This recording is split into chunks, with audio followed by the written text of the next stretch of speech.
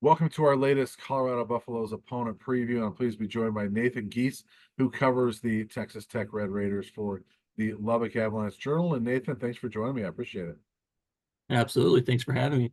You bet. Get to know some of these new Pac-12. Well, for me, they're new. I almost said Pac, but new Big 12 writers as Colorado joins the Big 12 this year. And so it's nice to meet you. And there's a few of the Pac-12 writers that are coming over with me, so I already know them. But it's nice to get to know some of the Big 12 writers as well. But how long have you been covering Texas Tech? Uh, Technically about 5 years now. I've been at the Avalanche-Journal about 2.5 now. Okay, awesome. So you've been around for basically Joey McGuire's tenure. Yep, right at the end Yeah. of the Matt Wells tenure and the entirety of Joey's tenure so far. Yeah. Okay. So let's start there. I mean, uh, my impression is that really good guy. It seems like he would be good to work with from a writer standpoint. But what do you think? What do writers feel about Joey McGuire? How do Texas Tech fans like him?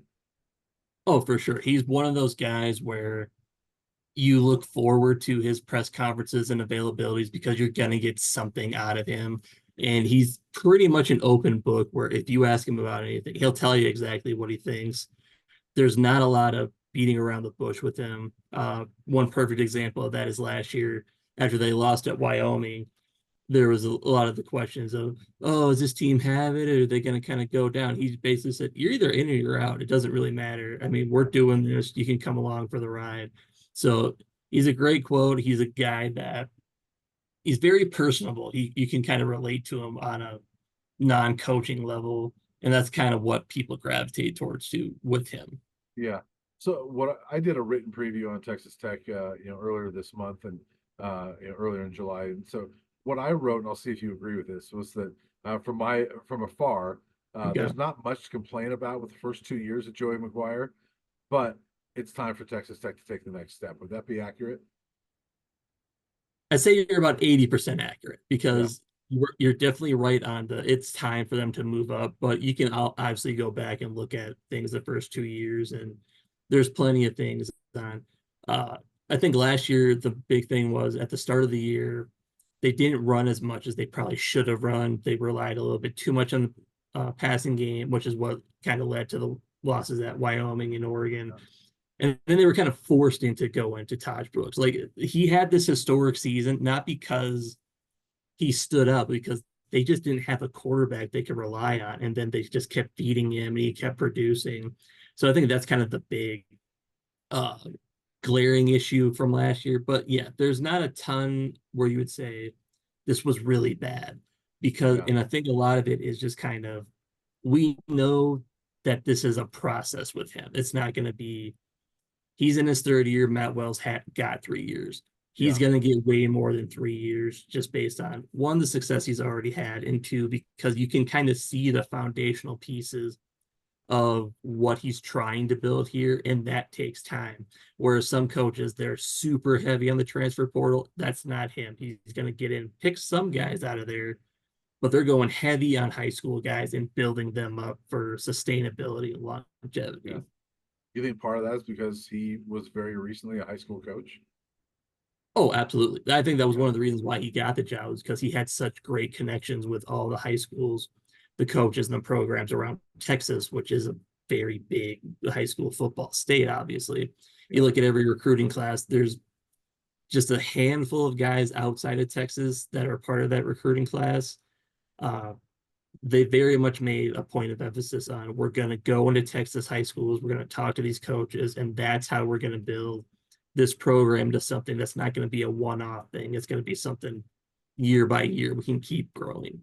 Yeah. And Deion Sanders Jr. is one of the guys he coached in high school, Mm-hmm. several years ago. And so there's a connection between Deion Sanders and um, uh, oh my gosh, Joe McGuire. So it's kind of a unique connection there. But with this program, two bowl games in 2 years, you have to like that. They are a team this year, picked ninth to be in the Big 12, but I look at them as one of those teams. I think there's this group of like five that, like, okay, those are the contenders. Then there's this other group of about five or six, and I'm like, I could see them being contenders Texas Tech is one of them that I think that, man, if they get some breaks, that could be a team that jumps up there and contends for this Big 12 title. Do you agree with that?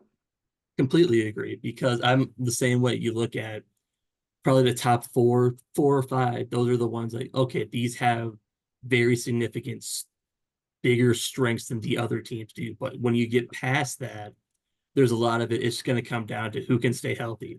Tech hasn't been able to do that, especially at quarterback. So they need that to go well for them.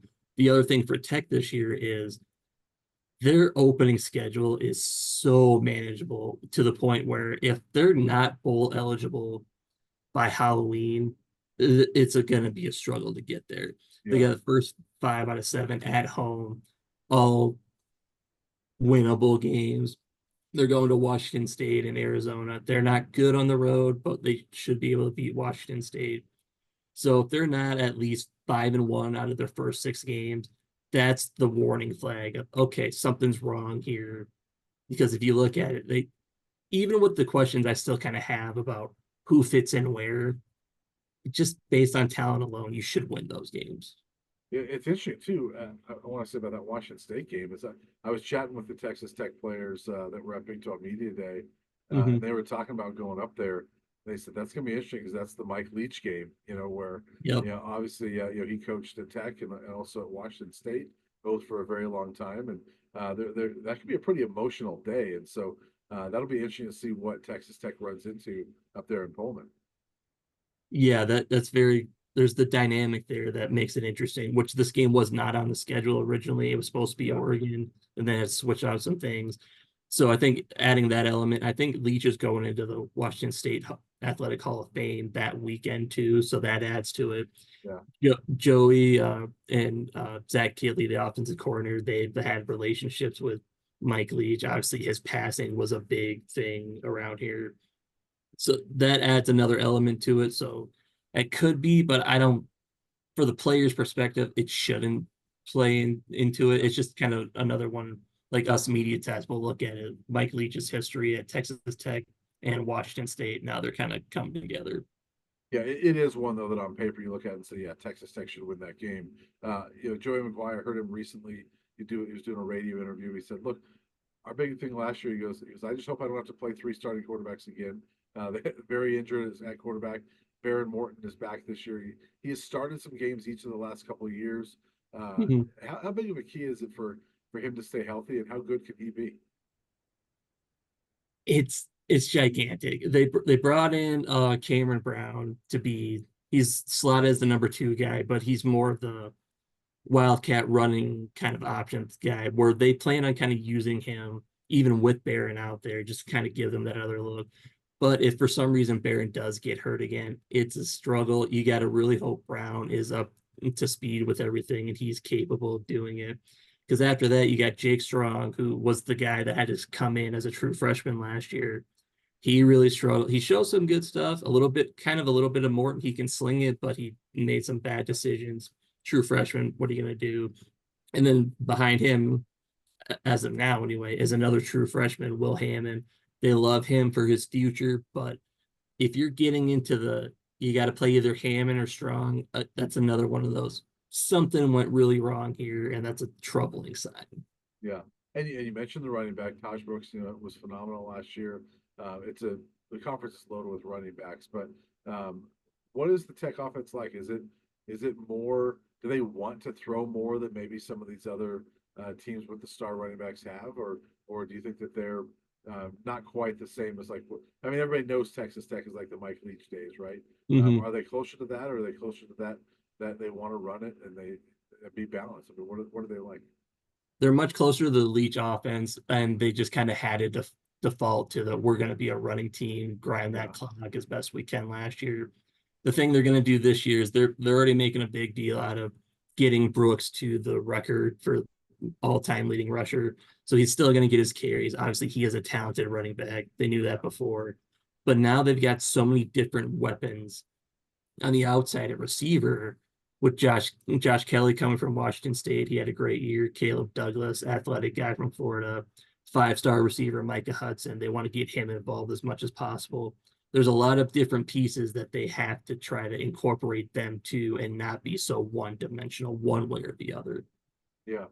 Defensively, they've gotten better the last couple of years, steadily improved. Where do you think that side of the ball is right now? Do you think they're better this year? They can take another step forward. We just came from local media day and we've been hearing all spring and today, we're deep at every position, but we don't really know who is going to be the guy at those positions. Yeah. And that's kind of the double whammy, double-edged sword there. You can be as deep as you want, but if you don't have the guys that you can say, hey, we go get this done for us, that can be kind of a problem too. That's where I think the summer camp is going to be the biggest thing, is establishing who your guys are to kind of do that. Linebacker is the strongest position for Yeah. All-American, freshman All-American, like Ben Roberts coming in, having a great year last year, getting Jacob Rodriguez back healthy. That's just a great dynamic to have there. You got some questions on who's kind of playing in the secondary. They lost about everybody back there, Yeah. save for CJ Baskerville and Braylon Lux. It's going to be kind of the question on who's kind of stepping in for him. That there is good talent there. It's just a matter of who fits into where. Yeah.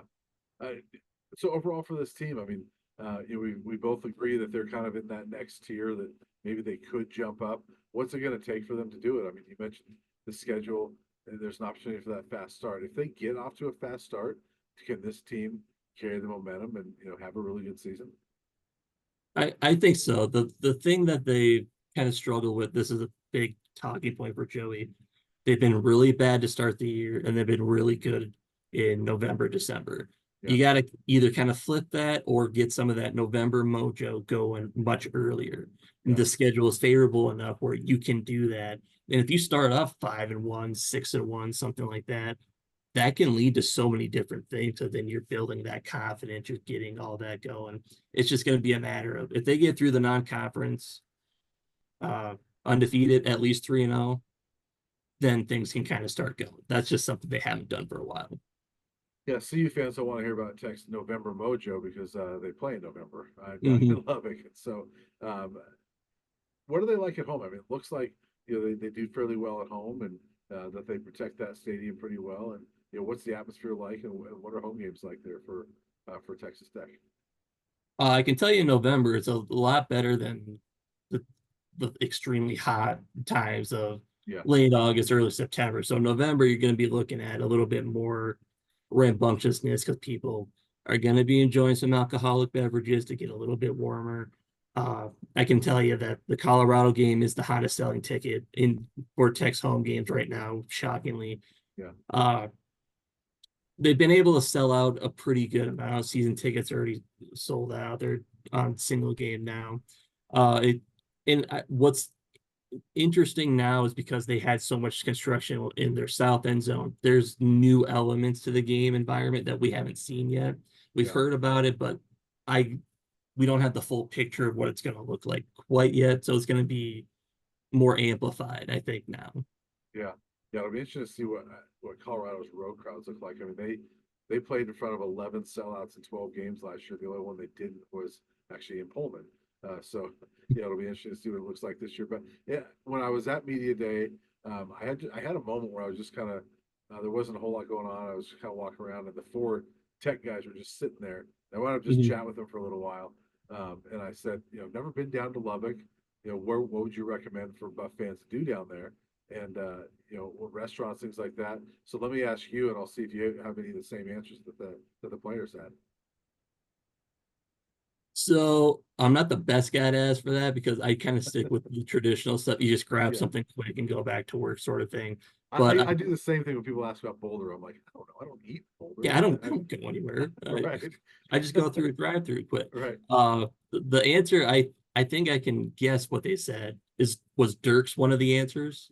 That's an answer I get quite a bit. It might have been. I'm trying to. It's not the main one though. There was one barbecue restaurant that they all said yes, you have to. Evie Mays. That's it. Yeah. That's kind of the spot. If you can get there, it's a pretty popular place. That's what they said. Yeah. That's one of those things where I think like Texas Monthlies, it's always highly rated in their top barbecue places in the state. It's very good. And then you're going to hear a lot about Spanky's for their fried cheese. It's right across the street from the stadium. So you probably heard that or Okay. will hear that one. Yeah. Edie Mays is the one they all agreed on. They all Hmm. told me you better go in the morning and just be prepared to be in line. You know, once they're out of food, they're out of food. Oh and, yeah, and, they, for and they sure. shut down. So, so yeah, I don't know if I'll be able to enjoy that or not. When you're only there for like a couple of days, the options of getting to a place like that are kind of limited. So we'll see. But yeah, it's gonna be a lot of fun. Are you looking forward to Colorado being back in this conference? And are Tech fans looking forward to it? I'm kind of looking forward to everybody that's kind of coming because I like like I know everybody's kind of the traditionalist of we want to keep our conferences the way they were, but I like the idea that things change. I like the idea that Colorado's coming in. You got all the Deion Sanders. Yes, you got Arizona who came out of nowhere last year. They're expected to Yeah, kind of do it again. I like the idea of trying to see how teams fare against teams they don't see all the time, like yeah, Texas and Oklahoma. We've seen it. We've done that. Yeah, they're important games, but I like the newness of it all. It makes everything fresher, I think. yeah. I agree with you, and it's interesting because they were in the Big 12 together before, Hmm. but I don't really remember a lot of Colorado Texas Tech games. They didn't play every year. My first year covering them was actually CU's last year in the Big 12. They didn't play each other that year, and so they didn't play each other a ton. I don't remember really bad blood. Really, I remember they got Mike Leach's number. They had his number a little bit back then, but yeah, it's gonna be fun to see Colorado and Texas Tech, and I think it'll be a fun one in November. Yeah, I just like the idea that you are bringing in new dynamics to this whole thing. That is kind of the disappointing thing about these expanded conferences, though, because you don't get to see everybody every year. Yeah, But that's the downfall of it. But you kind of just deal with it. It's better for basketball. You're going to see everybody at least once. Football, you'll see them when you see them, and I think that kind of adds to it. Like, oh, we haven't played these guys in 3 years. Let's get going. yeah. Well, it'll be a lot of fun, and Nathan, I really appreciate it, and I'll see you down in Lubbock in November. All right, looking forward to it. Thanks, man.